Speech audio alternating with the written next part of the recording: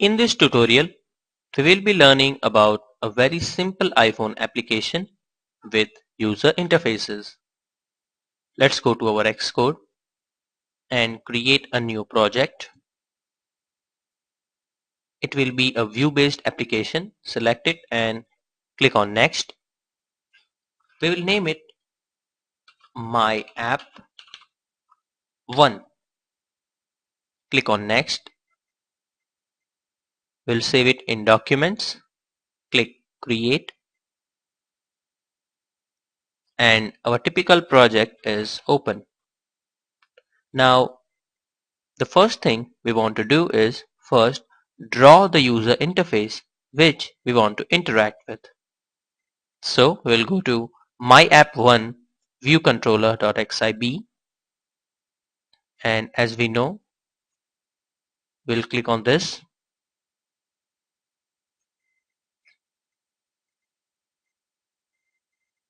From this object, we need one text field.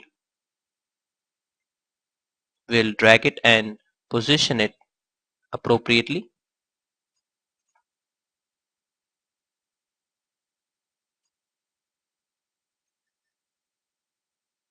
We'll size it just like this,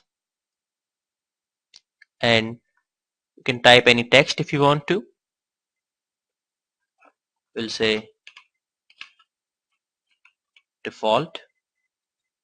So default is there, but we can do it a little bit fancy by adding a placeholder which says type your name. There is a typo over here.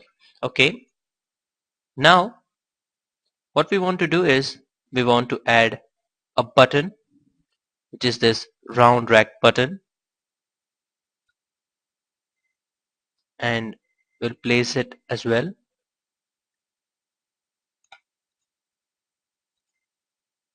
So here, when we double click on that, it allows us to type in the text field. We want to say tap here. Alright, and now we want a label. So this is our label, and again we'll place it wherever we want to. And when I double click that, it allows us to remove this. As you can see in the property, we have got this label. We will remove that, and we'll actually make it a little lower. So we are done with that. Go to File and click Save. So our user interface is now saved. We don't need this,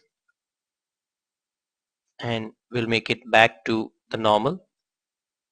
Now where we want to go is myapp1 viewcontroller.header.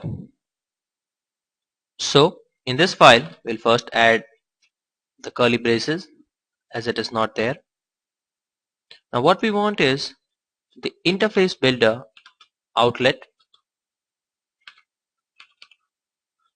We'll double click on that, and here we want the text field.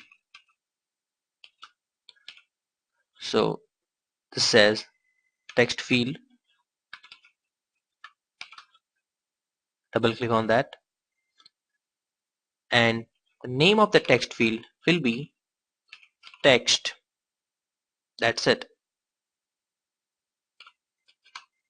Second, we want the label.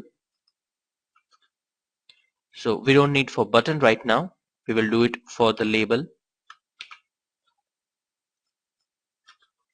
and we'll name it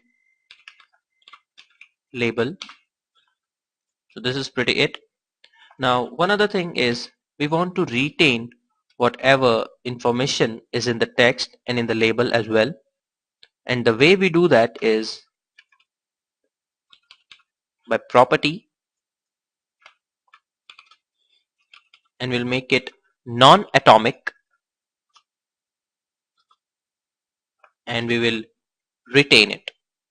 So it is very useful. As you can see, when we type in the Xcode, it gives us some suggestions. The same IB outlet and text. So we are done with this. Now what we want to do is add a method, and the way we do this is